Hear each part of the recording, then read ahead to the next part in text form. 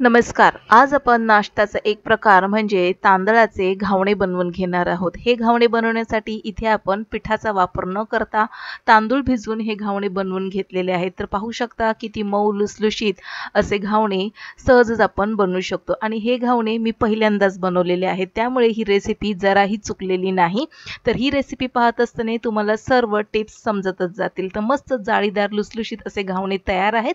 सोबतच नारळाची चटणी देखील तयार आहे. तर चला जास्त वेळ न घालवता आजच्या व्हिडिओला सुरुवात करूया।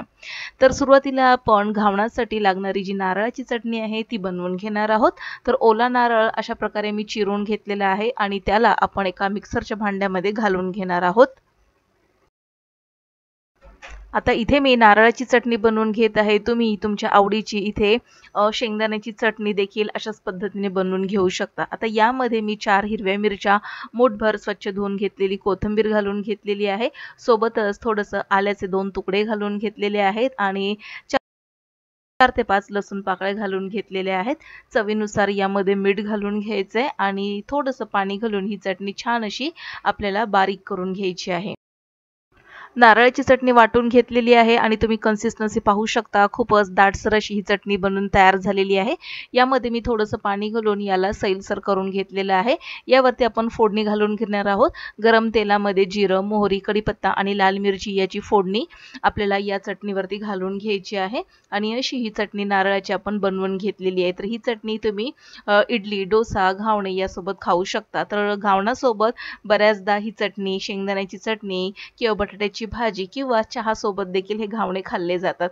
तर घावणे बनवण्यासाठी इथे मी एक लहान वाटी भरून रेशनचे तांदूळ घेतलेले आहेत। आता हे तांदूळ स्वच्छ धुवून घ्यायचे आहेत आणि इथे मी हे तांदूळ धुवून जवळपास 1.5 ते 2 तास हे तांदूळ भिजून ठेवले होते। तर आता हे स्वच्छ धुवून 2 तास इतके भिजलेले तांदूळ आता आपण मिक्सरच्या भांड्यामध्ये घालून घेऊया। तांदूळ छान भिजला की याचे घावणे मस्त जाळीदार असे बनवून तयार होतात। त्यामुळे तांदूळ भिजण्यासाठी जवळपास 1.5 ते 2 तास किंवा त्यापेक्षा देखील जास्त वेळ जर तुम्ही हे तांदूळ भिजत ठेवले तर देखील मस्त जाळीदार असे घावणे तयार होतात। आता सगळ्यात महत्त्वाची टिप, इथे तांदूळ कोणता वापरावा तर जुना असा तांदूळ इथे आपल्याला वापरायचा आहे। रेशनचा जुना तांदूळ इथे मी घेतलेला आहे। कोणताही चिकट किंवा नवीन इंद्रायणी तांदूळ आपल्याला इथे वापरायचा नाही। छान असं हे पीठ बारीक दळून घ्यायचं आहे। त्यामध्ये कुठेही आपल्याला रवाळपणा जाणवता कामा नये।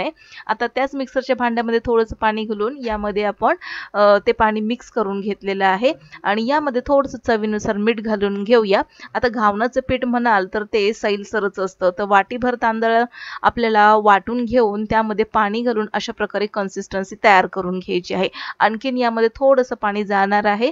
तर त्यामुळे सैलसर असं हे तांदळाचं पीठ आपल्याला तयार करून घ्यायचं आहे। तर या इतक्या पिठामध्ये जवळपास 7 ते 8 घावणे सहजपणे बनून तयार होतात।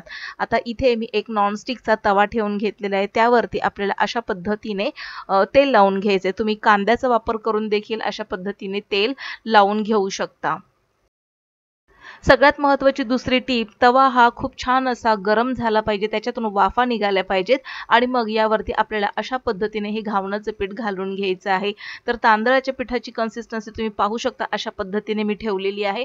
आणखीन यामध्ये थोडंसं पाणी जाऊ शकतं, पण आता मी अशाच पद्धतीचे तांदळाच्या पिठाचे घावणे तयार करून घेते। मस्त जाळीदार हे घावणे तयार होतात। आता हे जे घावण आहे हे वरून छानपैकी आपल्याला कोरडं झालेलं दिसलं की मगच आपल्याला ते उलटवायचं आहे, म्हणजे याच्या किनारी आपोआपच सुटायला लागतात। आता या किनारीला मी थोडंसं तेल सोडून घेणार आहे आणि मगच आपल्याला हे घावण उलटवून घ्यायचं आहे। घावण छान असं वरतून कोरडं आपल्याला आता होताना दिसत आहे। आता याला थोडंसं किनारीला मी तेल लावून घेत आहे। किनारीला थोडंसं तेल सोडून घ्यायचं आहे। तसं पाहायला गेलं तर हा नॉनस्टिकचा तवा आहे। याला तेल लावण्याची अजिबात आवश्यकता नाही। तर तुमच्याकडे जर घावणाचं पात्र असेल तर त्याच्यामध्ये देखील खूप छान असे जाळीदार घावणे बनून तयार होतात। तर आता हे घावण आणखीन थोडंसं शेकण्यासाठी 1 ते 2 मिनिटाचा अवधी लागणार आहे। तर याला व्यवस्थित आपण शेकून घेऊया आणि मगच याला पलटून घेऊया। घावणे बनवत असताना सगळ्यात महत्त्वाची चौथी टीप म्हणजे घावणे हे कोकणामध्ये जेव्हा बनवले जातात ते फक्त एकाच बाजूने शेकले जातात, दोनही बाजूने शेकले जात नाही। पण मी इथे दोनही बाजूने शेकून घेत आहे। तर तुम्हाला आवडत असेल तुम्ही फक्त एका बाजूने देखील शेकू शकता। तर बघा मस्त हे घावण तव्यापासून सुटलेलं आहे। तर मस्त जाळीदार असे मऊ लुसलुशीत पातळ असे हे घावणे काहीच मिनिटांमध्ये बनवून तयार होतात। तर अशाच पद्धतीने हे घावण देखील मी काढून घेणार आहे।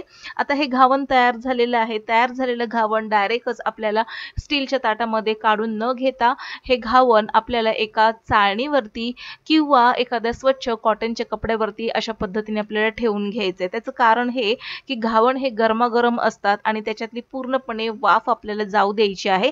त्यामुळे इथे मी स्वच्छ एका कॉटनच्या कपड्यावरती अशा पद्धतीने हे घावण ठेवून घेतलेलं आहे। याची छान अशी वाफ निघून गेल्यानंतरच आपल्याला हे घावण फोल्ड करून ताटामध्ये ठेवून घ्यायचं आहे।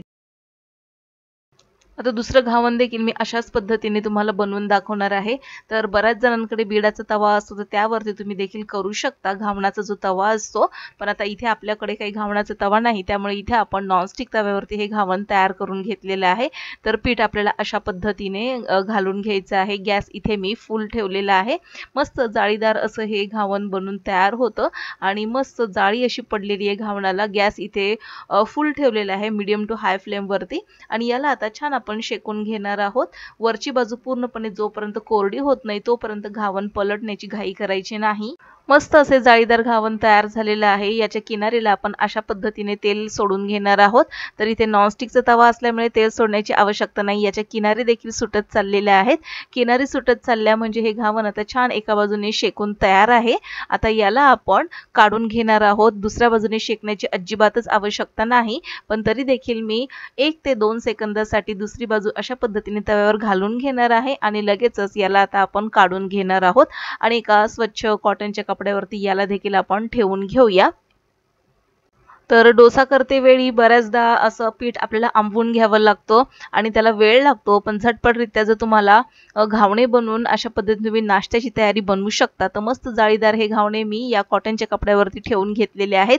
याची वाफ जोपर्यंत जात आहे तोपर्यंत इकडे मी दुसरे तिसरे घावणे देखील शिल्लक राहिलेले बनवून घेणार आहे। आता हे घावण बऱ्यापैकी थंड झालेले, त्याला फोल्ड करून मी अशा पद्धतीने ताटामध्ये ठेवून घेणार आहे। तर मस्त मऊ लुसलुशीत असे हे घावणे बनवून तयार झालेले आहेत। तुम्ही पाहू शकता जाळीदार घावणे बनवण्यासाठी मला जास्तीत जास्त 10 ते 15 मिनिटाचा वेळ लागला असेल आणि तांदूळ भिजवण्यासाठी 1.5 ते 2 तासाचा वेळ लागला असेल। तर आता हे मऊ लुसलुशीत जाळीदार घावणे तयार आहेत, सोबतच खोबऱ्याची चटणी देखील तयार आहे। तर आजचा व्हिडिओ आवडल्यास नक्कीच लाईक करा, शेअर करा, सबस्क्राइब करून बेल आयकॉन प्रेस करा। पुन्हा भेटूया नवीन एका इंटरेस्टिंग रेसिपी सहित। तोपर्यंत बाय बाय।